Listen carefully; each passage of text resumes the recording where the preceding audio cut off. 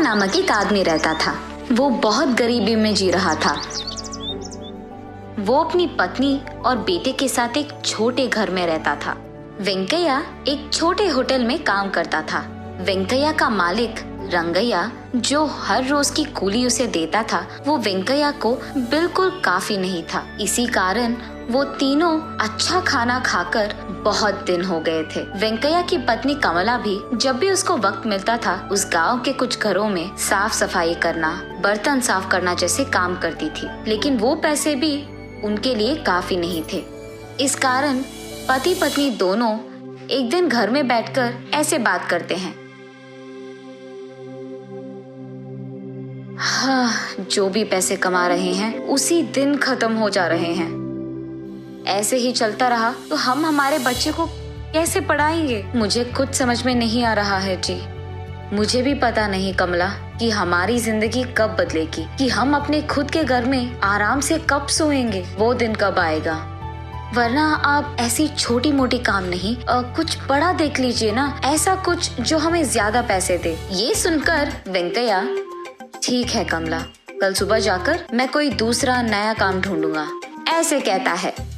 अगली सुबह वेंकैया उसके मालिक रंगैया के पास जाकर ऐसे कहता है, साहब, जो पैसे आप मुझे दे रहे हैं वो काफी नहीं है साहब, इसीलिए सोच रहा था कि नया काम ढूंढ लूंगा। अरे ये कैसी बात हुई वेंकैया? अभी अभी तो व्यापार अच्छा चल रहा है, अब अगर तुम छोड़ दोगे तो कैसे होगा? बात तो सही है साहब, लेकिन ठीक है, एक काम करो, हमारे होटल में लोगों को मछली की करी बहुत अच्छी लगती है ना, तुम्हें मछली पकड़ना तो वैसे भी आता है, तुम हर रोज होटल को मछलियाँ लाओ। ऐसे करके तुम्हें भी ज्यादा पैसे मिलेंगे और मेरा व्यापार भी बढ़ेगा। ठीक है साहब, मैं कल से ही मछलियाँ पकड़ के लेके आऊंगा। ये कहकर वो वहाँ से चले जाता है। अगले दिन वेंकैया मछलियाँ पकड़ने पास में मौजूद तालाब को जाता है और वहाँ कुछ मछलियाँ पकड़ता है।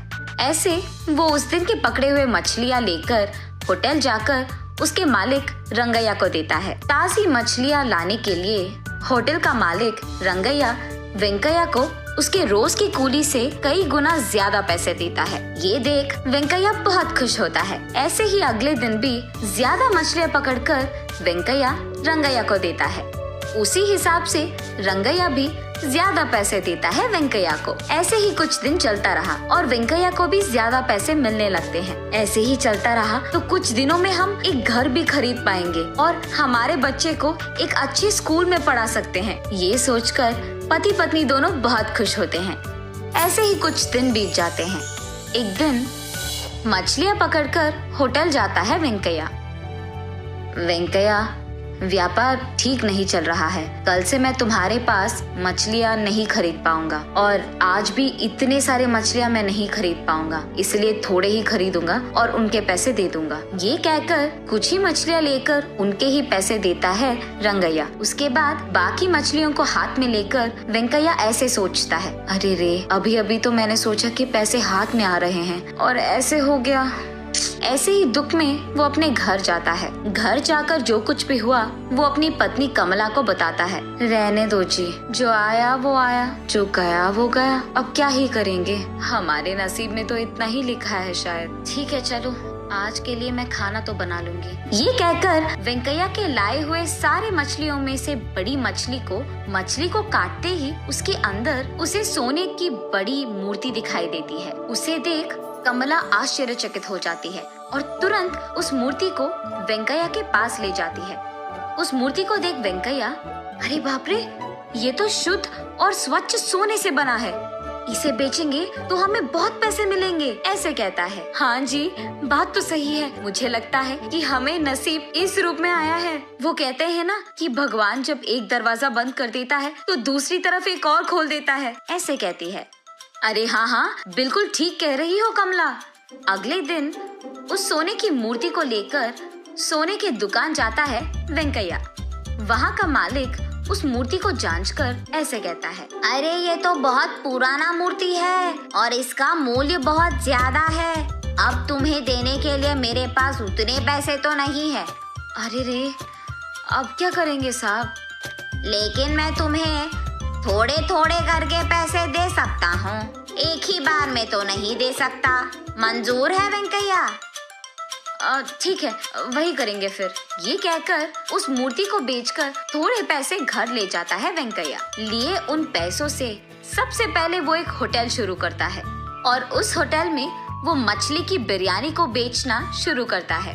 रंगैया के मछली की करी के अलावा उस गांव में किसी ने भी अब तक मछली की बिरयानी नहीं बनाई है, इसीलिए वेंकैया की होटल की बिरयानी एकदम बहुत प्रसिद्ध बन जाता है। इस कारण वो उसके होटल में कुछ लोगों को काम भी देता है और क्योंकि वेंकैया वेतन ज्यादा दे रहा था, ये सुनकर रंगैया के होटल में काम करने वाले लोग भी वेंकैया के होटल जाकर काम करने लगते हैं। ये सुनकर रंगैया वेंकैया के पास जाकर ऐसे कहता है, क्या वेंकैया, मेरे होटल में काम करने वाले लोगों को भी तुम्हारे होटल में काम करने के लिए लगा दिया तुमने? तुम्हारे वजह से मेरा व्यापार खराब हो गया है। तुम कूली का काम करते हुए मछलियाँ पकड़ते थे, एक बार में जब नसीब बदल गया तो अकड़ चढ़ गया दिमाग को। साहब, मैंने उनसे ये नहीं कहा कि आपके पास काम बंद करके मेरे पास काम करने आ जाए। उनको काम चाहिए था और मेरे पास काम था तो मैंने दिया, बस। जरा मैं भी तो देखूं कि कितने दिन तुम ऐसे ही व्यापार चलाओगे। व्यापार चलाना आसान नहीं होता है वेंकैया, हमारे परिवार में ये बहुत सालों से आ रहा है। एक बार जो नुकसान आ गया ना, तुम वापस कूली का काम ही करने लगोगे।